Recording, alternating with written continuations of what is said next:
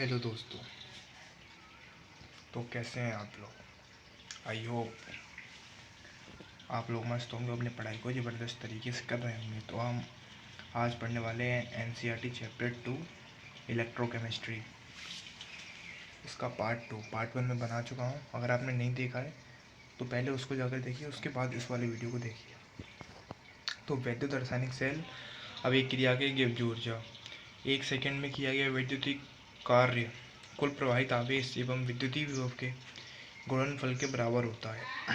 यदि हम galvanic cell से अधिकतम कार्य लेना चाहते हैं तो आवेश का प्रवाह उत्क्रमणीय करना होगा। गैल्वेनी सेल के द्वारा किया गया उत्क्रमणीय कार्य गिब्स ऊर्जा में कमी के बराबर होता है। अतः यदि सेल का ईएमएफ ई प्रवाहित आवेश एनएफ एवं अभिक्रिया की गिब्स ऊर्जा डेल्टा आर जी हो तब delta R G equal to minus N F E cell. यह स्मरण रहे कि ई सेल एक स्वतंत्र प्राचल है, लेकिन डेल्टा आर जी एक मात्रात्मक ऊष्मागतिकी गुणधर्म है जिसका मान n पर निर्भर करता है। इस प्रकार निम्नलिखित अभिक्रिया Zn solid plus Cu2 positive aqueous Gibbs Zn2 positive aqueous plus Cu solid के लिए delta R G is equal to minus 2 Fe cell तथा अभिक्रिया 2 Zn solid plus 2 twice Cu2 positive aqueous Gibbs 2 Zn2 positive aqueous plus 2 Cu solid के लिए delta R G -4 E cell. यदि समस्त अभिक्रिया की स्पीशीज सांद्रता 1 इकाई हो तब E cell is equal to E zero cell. अतः delta R G is equal to minus N F E zero cell. इस प्रकार ई जीरो सेल के मापन से हम एक महत्वपूर्ण ऊष्मागतिकी राशि अभिक्रिया की मानक गिब्स ऊर्जा डेल्टा आर जी प्राप्त कर सकते हैं। डेल्टा आर जी से हम निम्न समीकरण द्वारा साम्य स्थिरांक की परिकलन कर सकते हैं। Delta R G is equal to minus R T in K. वैद्युत अपघटनी विलयनों के चालकत्व। विद्युत के वैद्युत अपघटनी विलयन में चालकत्व पर विचार करने से पूर्व कुछ पदों को परिभाषित करना आवश्यक है। विद्युतीय प्रतिरोध का प्रतीक आर से निरूपित किया जाता है एवं इसे ओम से मापा जाता है, जो कि एसआई इकाइयों में किलोग्राम मीटर स्क्वायर प्रति सीमेन S3A2 के तुल्य है। इसे व्हीटस्टोन सेतु की सहायता से भी मापा जा सकता है, जिसे आप भौतिक विज्ञान के अध्ययन में परिचित हो चुके हैं। किसी भी वस्तु का विद्युतीय प्रतिरोध उनके लंबाई L के अनुक्रमानुपाती एवं अनुप्रस्थ काट क्षेत्रफल A के प्रतिलोमानुपाती होता है, अर्थात R समानुपाती L अपॉन A अथवा R equal to rho L upon A। समानुपाती स्थिरांक P समानुपाती स्थिरांक रो को प्रतिरोधकता या विशिष्ट प्रतिरोध कहते हैं। इसकी एसआई इकाई ओम मीटर तथा अधिकांशतः इसका अपवर्तक ओम सेंटीमीटर भी उपयोग किया जाता है। क्योंकि IUPAC ने विशिष्ट प्रतिरोध के स्थान पर प्रतिरोधकता पद की अनुशंसा की है, अतः पुस्तक के आगे के पृष्ठों से हम प्रतिरोधक पद का ही उपयोग करेंगे। भौतिक रूप में इस किसी पदार्थ की प्रतिरोधकता उसका वह प्रतिरोध है जब ये 1 मीटर लंबा हो एवं इसका अनुप्रस्थ काट का क्षेत्रफल 1 मीटर स्क्वायर। ये देखा जा सकता है कि 1 ohm metre equal to 100 ohm centimetre या 1 ohm centimetre equal to 0.01 ohm metre. प्रतिरोध R का व्युत्क्रम चालकत्व G कहलाता है एवं हम निम्न संबंध प्राप्त करते हैं। G बराबर 1/R is equal to A divide by rho L is equal to K A upon L। चालकत्व का ऐसा ही मात्रक सीमेंस है जिसका प्रतीक S से निरूपित किया जाता है एवं ये ओम इनवर्स या मोह या ओम इनवर्स की तुल्य। प्रतिरोधकता का प्रतिलोम चालकता यानी विशिष्ट चालकत्व कहलाता है, जिसे प्रतीक के कप्पा कहते हैं। ग्रीक शब्द कप्पा से प्रदर्शित है।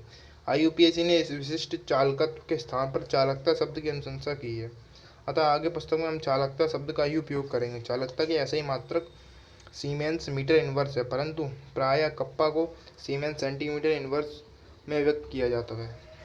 किसी पदार्थ की सीमेंस मीटर इनवर्स में चालकता इसका ये चालकत्व है जब ये 1 मीटर लंबा हो, इसका अनुप्रस्थ काट क्षेत्रफल 1 मीटर स्क्वायर हो। ये ध्यान रहे कि 1 siemens centimetre inverse is equal to 100 siemen metre inverse. सरणी 2.2 से ये देखा जा सकता है कि चालकता के मान में काफ़ी भिन्नता होती है एवं ये पदार्थ की प्रकृति पर निर्भर करती है, उस ताप व दाब पर भी निर्भर करती है जिस पर इसका मापन किया जाता है। चालकता के आधार पर पदार्थों को चालकों, विद्युत रोधियों एवं अर्धचालकों में वर्गीकृत किया जाता है। धातुओं एवं मिश्र धातुओं की चालकता बहुत अधिक होने के कारण इन्हें चालक कहा जाता है। कुछ धातुओं जैसे कार्बन ब्लैक,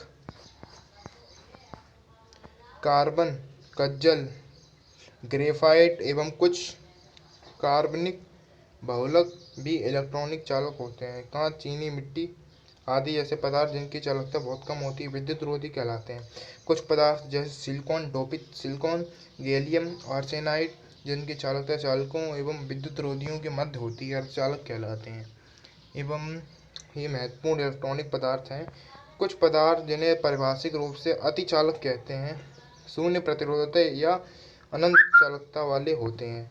पहले समझा जाता था कि केवल धातुएं एवं मिश्र धातुएं ही बहुत कम तापों 0 to 15 केल्विन पर अतिचालक होती हैं, परंतु आजकल बहुत से सिरेमिक पदार्थ व मिश्रित ऑक्साइड भी ज्ञात हैं जो 150 केल्विन जैसे उच्च तापों पर भी अतिचालकता दर्शाते हैं। धातु में विद्युतीय चालकत्व को धात्विक या इलेक्ट्रॉनिक चालकत्व कहते हैं तथा ये इलेक्ट्रॉनों की गति के कारण होता है। इलेक्ट्रॉनिक चालकत्व निम्न पर निर्भर करता है: धातु की प्रकृति एवं संरचना, प्रति परमाणु संयोजी इलेक्ट्रॉनों की संख्या, ताप। यह ताप बढ़ाने पर कम होता है। इलेक्ट्रॉन एक सिरे से प्रवेश करते हैं एवं दूसरे सिरे से निकल जाते हैं, इसलिए धात्विक चालक का संगठन अपरिवर्तित रहता है। अर्धचालकों का चालकत्व की क्रियाविधि अधिक जटिल है।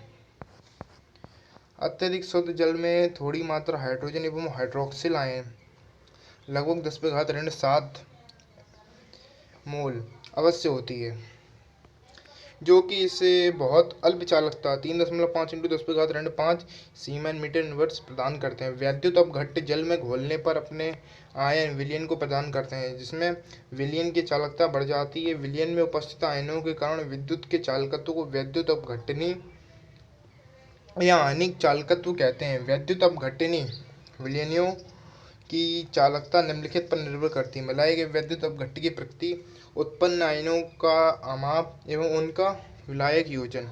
तीसरा, विलायक की प्रकृति एवं इसकी सयांता। चौथा, वैद्युत अपघट्य की सांद्रता। और पांचवा, ताप बढ़ाने पर ये बढ़ते हैं। लंबे समय तक आयनिक विलयन में दिष्ट धारा यानी डीसी प्रवाहित करने पर वैद्युत रासायनिक अभिक्रियाओं के कारण इसका संगठन परिवर्तित हो सकता है। हम जानते हैं कि व्हीटस्टोन ब्रिज यानी व्हीटस्टोन सेतु के द्वारा किसी अज्ञात प्रतिरोध का सही मापन किया जा सकता है। अतः किसी आयनिक विलयन के प्रतिरोध मापन में हम दो समस्याओं का सामना करना पड़ता है। प्रथम ये कि दिष्ट धारा प्रवाहित करने पर विलयन का संगठन बदल जाता है। दूसरा यह कि विलयन को धात्विक तार या अन्य ठोस चालक की तरह ब्रिज में जोड़ा नहीं जा सकता। पहली समस्या का समाधान प्रत्यावर्ती धारा अल्टरनेटिंग करंट का उपयोग करके हल किया जाता है। दूसरी समस्या एक विशेष प्रकार के डिजाइन किए हुए पात्र का उपयोग करके हल की जाती है। इस पात्र को चालकता सेल या चालकता सेल की कई डिजाइनें उपलब्ध हैं। दो सरल डिजाइनें चित्र 2.4 में दर्शाई गई हैं। ये रही हैं: प्लेटिनकृत पीटी इलेक्ट्रोड संबंधित तार और दूसरे प्लेटिनकृत पीटी इलेक्ट्रोड। दो अलग अलग प्रकार के चालकता सेल। R बराबर रो L/A या =L K/A। यदि L/A को सेल स्थिरांक कहा जाता है तो जिसे प्रतीक G* से व्यक्त किया जाता है। ये इलेक्ट्रोड के बीच की दूरी एवं उसके अनुप्रस्थ काट के क्षेत्रफल पर निर्भर करता है एवं इसकी विमा लंबाई इनवर्स होती है यानी L इनवर्स होती है, जिसे L तथा A के मान ज्ञात होने पर परिकलित किया जा सकता है। L एवं A का मापन न सिर्फ असुविधाजनक है बल्कि प्राप्त मान अविश्वसनीय भी होता है। सेल स्थिरांक भी साधारणतः पहले से ज्ञात चालकता वाले विलयन को चालकता सेल से लेकर उसका प्रतिरोध माप कर ज्ञात किया जाता है। इस उद्देश्य के लिए हम सामान्यतः KCl का उपयोग करते हैं, जिसकी चालकता विभिन्न सांद्रता एवं ताप पर परिशुद्धता से ज्ञात होती है। सेल स्थिरांक जी स्टार को तब निम्नलिखित समीकरण से दर्शाया जा सकता है: G star equal to L upon A equal to R K. एक बार सेल स्थिरांक का मान ज्ञात हो जाने पर हम इसका उपयोग किसी भी विलयन का प्रतिरोध या चालकता मापने में कर सकते हैं। प्रतिरोध मापन की व्यवस्था चित्र 2.5 में दर्शाई गई है। इसमें दो प्रतिरोध R3 एवं R4, परिवर्तनीय प्रतिरोध R1 एवं अज्ञात प्रतिरोध R2 वाली चालकता सेल होती हैं। व्हीटस्टोन ब्रिज एक 2 लित्र श्रव्य आवर्ती सीमा 550 से 5000 चक्रण प्रति सेकंड वाली प्रत्यावर्ती धारा यानी AC का स्रोत से जुड़ा रहता है। P एक उपयुक्त संसूचक है, एक हेडफोन या अन्य विद्युत युक्ति तथा जब संसूचक में कोई विद्युत धारा प्रवाहित नहीं होती तो वृज संतुलित। इन परिस्थितियों में अज्ञात प्रतिरोध R2 equal to R1.R4 divide by R3। आजकल सस्ते चालकता मीटर उपलब्ध हैं जिससे चालकता सेल में व्यवस्थित विलयन का चालकत्व या प्रतिरोध सीधे ही बढ़ाया जा सकता है। एक बार सेल में उपस्थित विलयन का सेल स्थिरांक एवं प्रतिरोध ज्ञात होने पर विलयन की चालकता निम्नलिखित समीकरण से ज्ञात की जा सकती है: K इक्वल टू सेल स्थिरांक बटे R is equal to G star divide by R। एक ही विलायक में और समान ताप पर विभिन्न वैद्युत अपघट्यों के विलयनों की चालकता में अंतर विघटन के फलस्वरूप बनने वाले आयनों के आवेश एवं आमाप तथा उनकी सांद्रता या विभव प्रवणता के अंतर्गत आयन के संचलन की सुविधा में भिन्नता के कारण होता है। भौतिक रूप से एक अधिक अर्थपूर्ण राशि को परिभाषित करना आवश्यक है जिसे मोलर चालकता या ग्राम अणुक चालकता कहा जाता है, जिसे डेल्टा एम ग्रीक शब्द लैम्ब्डा से निरूपित करते हैं। ये विलयन की चालकता से निम्नलिखित समीकरण को के द्वारा संबंध है: मोलर चालकता cap M equal to kappa upon C. उपरोक्त समीकरण में यदि केल्विन यानी यदि कप्पा को सीमेन मीटर इनवर्स एवं सांद्रता को सी को मोल मीटर -3 यानी मोल मीटर -क्यूब में व्यक्त किया जाए तो कैपेम का मात्रक siemens metre square mole inverse होगा। यह ध्यान देने योग्य है कि 1 mole metre -cube equal to 1000 litre प्रति मीटर क्यूब इंटू मोलरता यानी मोल प्रति लीटर, अतः cap M siemens metre square mole inverse is equal to kappa siemens metre inverse divide by 1000 यानी एल एम -क्यूब इंटू मोलरता मोल लीटर इनवर्स।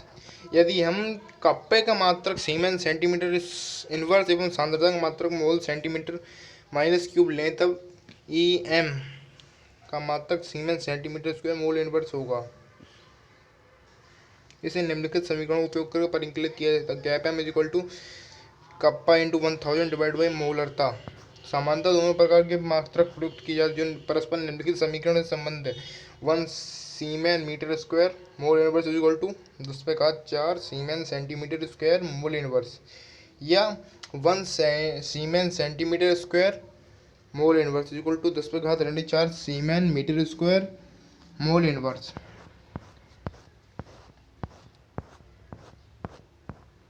सांद्रता के साथ चालकता एवं मोलर चालकता में परिवर्तन।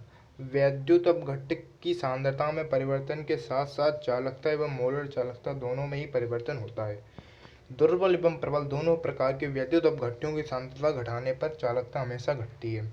इसके इस तथ्य से व्याख्या की जा सकती है कि तनुकरण करने में पर प्रति इकाई आयतन में विद्युत धारा ले जाने वाले आयनों की संख्या घट जाती है। किसी की भी सांद्रता पर विलयन की चालकता उस विलयन में इकाई आयतन का चालकत्व होता है, जिसे परस्पर इकाई दूरी पर स्थित एवं इकाई अनुप्रस्थ काट क्षेत्रफल वाले दो प्लैटिनम इलेक्ट्रॉनों के मध्य रखा गया हो।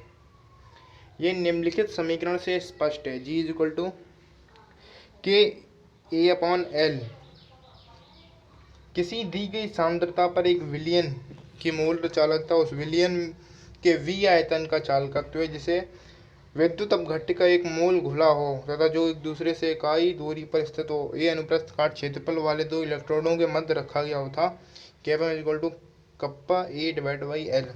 चूंकि L is equal to 1, A is equal to V, cap M is equal to K not V. सांद्रता घटने के साथ मोलर चालकता बढ़ती है। ऐसा इसलिए होता है क्योंकि ये कुल आयतन भी बढ़ जाता है जिसमें एक मोल वैद्युत अपघट्य उपस्थित हो पाया गया है कि विलयन के तनुकरण पर आयतन में वृद्धि कप्पा में होने वाली कमी की तुलना में कहीं अधिक होती है। भौतिक रूप से इसका अर्थ ये है कि दी गई सांद्रता पर कैपेम को इस प्रकार परिभाषित किया जा सकता है कि वैद्युत अपघट्य के उस विलयन के आयतन का चालकत्व जिसे चालकता सेल के परस्पर इकाई दूरी पर स्थित इलेक्ट्रॉनों के मध्य रखा गया है, जिसका अनुप्रस्थ काट का क्षेत्रफल इतना बड़ा है कि वह विलयन के उस पर्याप्त आयतन को समायोजित कर सके जिसमें वैद्युत अपघट्य का एक मोल घुला हो, एवं इसे प्रतीक E0m से निरूपित किया जाता है। सांद्रता के साथ कैपेम के परिवर्तन प्रबल एवं दुर्बल वैद्युत अपघट्यों के लिए अलग अलग होता है। प्रबल वैद्युत अपघट्य के लिए कैपेम का मान सांद्रता के साथ धीरे धीरे बढ़ता है एवं इसी निम्नलिखित समीकरण द्वारा निरूपित करते हैं। Cap M is equal to E0m minus AC raise to 1/2। यह देखा जा सकता है कि कैपेम को C रेज टू 1/2 को विपरीत आरेखित किया जा सकता है। चित्र 2.6 तो हमें एक सीधी रेखा प्राप्त होती है तथा खंड E0 डाल एवं -A के बराबर है। दिए गए विलय एवं ताप पर स्थिरांक A का मान वैद्युत अपघट्य के प्रकार अर्थात विलयन की वैद्युत अपघट्य के वियोजन से उत्पन्न धनायन एवं ऋणायन के आवेशों पर निर्भर करता है। अतः NaCl, CaCl2, MgCO4 क्रमशः 1-1, 2-1 एवं 2-2 वैद्युत अपघट्य के रूप में जाने जाते हैं। इसी प्रकार सभी वैद्युत अपघट्यों के लिए A का मान समान होता है। कोलराउस ने कई प्रबल वैद्युत अपघट्यों के लिए कैपेम 0 के मान के परीक्षण किए हैं। कुछ नियमितताओं का अवलोकन किया। उन्होंने पाया कि वैद्युत अपघट्यों NaX एवं KX कैपेम 0 के मानों का अंतर किसी भी x के लिए लगभग स्थिर रहता है।